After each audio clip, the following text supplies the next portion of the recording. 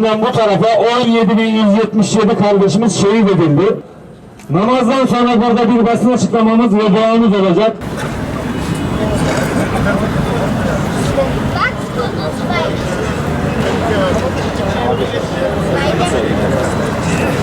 Masum insanlar için yapacağımız basın açıklamasına davetlisiniz.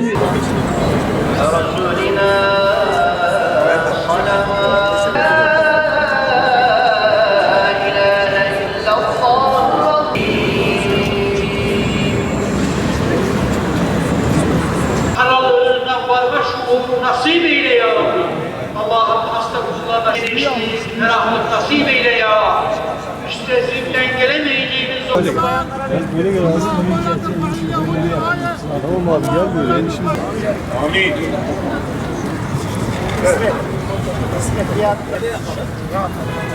Tamam. Bir adım geri gelelim. Gazze'li kardeşlerimizin yanında olduğumuzu göstermek adına Ankara'da ilk günden beri kıyamdayız, duadayız, yürüyüşteyiz, koşudayız. Maddi manevi onların yanında olabilmek için her türlü elimizden gelen eylemi yapmak için ve bunların ahirette bize mazeret sayılması için elimizden ne geliyorsa yapmak için bir çabadayız. Bebeklerin katili, katil İsrail! Bebeklerin katili, katil İsrail, zalimler niçin yaşasın cehennem, insanlık onuru, Siyonizmi yenerek. Bu hafta basın açıklamamızı platform adına AGV Ankara Şube Başkanı Mustafa Koyuncu kardeşimiz yapacak. Mustafa kardeşim buyurun. Zafer inananlarındır ve zafer yakındır. Ey Filistin'in aziz evlatları, ey Gazze'nin izzetli insanları, ey İzzettin Kastam'ın şerefli askerleri, hepinizi Türkiye'den, Ankara'dan binlerce selam ile selamlıyoruz. Terör örgütü işgalci Siyonist İsrail 60 gündür yaşlı, kadın, çocuk ayırt etmeksizin, okul, hastane, cami gözetmeksizin vahşetine, katliamına, soykırımına tüm dünyanın göz önünde pervasızca devam etmektedir. Türkiye'de İslam sokaklarında Hamas'ın 7 Ekim'de atmış olduğu işaret fişeği hala anlaşılmış değil. Amerika'nın Siyonizmin etkisi altında toplulukları dahi uyandı. Avrupa'nın sokakları uyandı. O kadar ki insanlar imanı ve İslam'ı merak ediyorlar. Ama nasıl oluyorsa Ankara'nın sokakları bomboş. İstanbul'un sokakları bomboş. Lütfen alınganlık göstermesinler ama sivil toplum kuruluşlarımız 28 Şubat'ta başörtüsü için üniversite önüne gidecek bir araç bile bulamazken bugün herkes lüks binalarda, büyük salonlarda, otobüsler, arabalar, para, ekonomik imkan, iktidar, hükümet, her şeylerimiz varken bu kadar imkanın karşısında yapabileceğimiz 60 gündür sadece bu kadar mıdır? Lütfen. Gazze kendini kurtarıyor.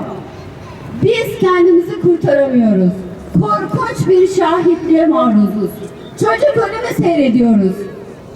Erkek ölümü değil, asker ölümü değil, mücahit şehitliği değil, çocuk katliamı seyrediyoruz. Kadın katliamı seyrediyoruz. Bunu seyretmek normal yaşama devam etmek demek. Normal yaşamımıza devam edemeyiz. Biliyorum buradakiler uykusuzsunuz, ne yapsam diye çırpınıyorsunuz, elinizden gelen her şeyi yapmaya çalışıyorsunuz. Sözüm sizin mikrofonunuzla Türkiye halkının tamamına. Nerede silahlı mücadelede bile rol alan Türkiye'nin solcuları? Nerede sanatçılar? Nerede siyasi partiler? Nerede sendikalar? Bütün bu manzara karşısında 21 milyonluk İstanbul'da yaşıyorum.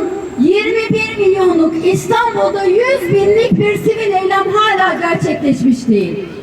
Acaba neyi bekliyorlar? Ben size söyleyeyim. Gazze'nin tamamı işgal edildiğinde, tüm Müslümanlar katledildiğinde Fatih Camii'nde gıyabi cenaze namazı kılmayı bekliyoruz. Hayır, biz bu değiliz. Biz bu olamayız. Biz böyle bir mirası Türkiye Müslümanları olarak Türkiye'nin çocuklarına bırakamayız. İslam ümmetine böyle örnek olamayız. Bakın Gazze hepimize örnek oluyor. Ayağa kalkmamız lazım, kendimizi toparlamamız lazım. Denizden, karadan, nereden gidebiliyorsak elimiz Gazze ile buluşmak zorunda. Neyi bekliyoruz? Mavi Marmara için çıktığımızda, 40 gün kara konvoyla gittiğimizde Gazze bugünkünden daha iyi durumdaydı. Şimdi esas gitme zamanı. Neyi bekliyoruz arkadaşlar? Müslüman uyuma, Filistin'e sahip çık. Müslüman uyuma, Filistin'e sahip çık. Müslüman uyuma, Filistin'e sahip çık. Boykot halkların ekonomik yaptırımıdır. Birleşmiş Milletler, devletler yaptırım yapamıyorsa halklar yaptırımını yapar. Gücün de, finansın da, paranın da, siyasetin de, diplomasinin de, yardımın da kaynağı biziz arkadaşlar. Yani iman etmiş bir yürek, yani vicdanlı bir insan, bir kadın, bir çocuk, bir erkek. Biz değiştirebiliriz. İşgal bizim kaderimiz değil. 7 Ekim'de Hamas bunu gösterdi. Bunu doğru anlayalım ve o çizginin karşısında duralım. İşaret fişeği İslam sokaklarını aydınlatsın. Tıpkı Chicago'yu, Londra'yı aydınlattığı gibi.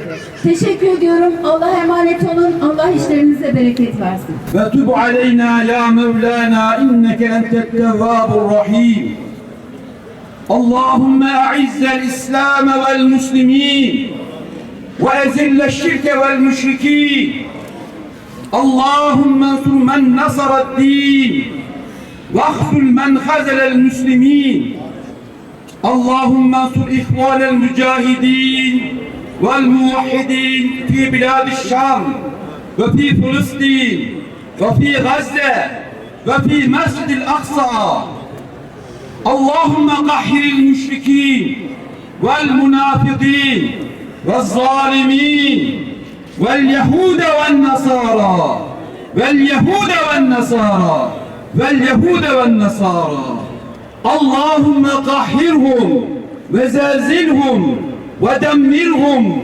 ومزقهم كل ممزق ya Rabbel Alemin.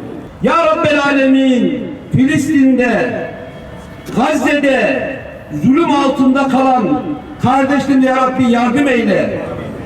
Ya Rabbel Alemin, oralarda can veren çocuklarımız, evlatlarımız, kardeşlerimiz için ya Rabbi sen rahmet eyle. Ya Rabbel Alemin, bizler senin yolunda cihad eden Müslümanlarız. Ya Rabbi bizlere yardım eyle. Ya Rabbi bu kafirlere karşı bize yardım eyle. Ya Rabbel Alemin, Ya Rabbel Alemin, sen bizim ilahımızsın. Sen bizim Mevlamızsın. Kafirlere karşı bize yardım eyle. Ya Rabbel Alemin, Filistin'de, Gazze'de cihad eden kardeşlerimiz senin uğrunda belki yerin altında mücadele ediyorlar. Ya Rabbi onlara destek eyle. Ya Rabbi onlara nusret ver. Ya Rabbi düşmanlarını kahreyle. Onları perişan eyle. Onları yerin dibine batır ya Rabbel Alemin. Subhane Rabbike Rabbil İzzeti amma yasifun. Ve selamun alel murselin. Velhamdülillahi Rabbil Alemin. El Fatiha.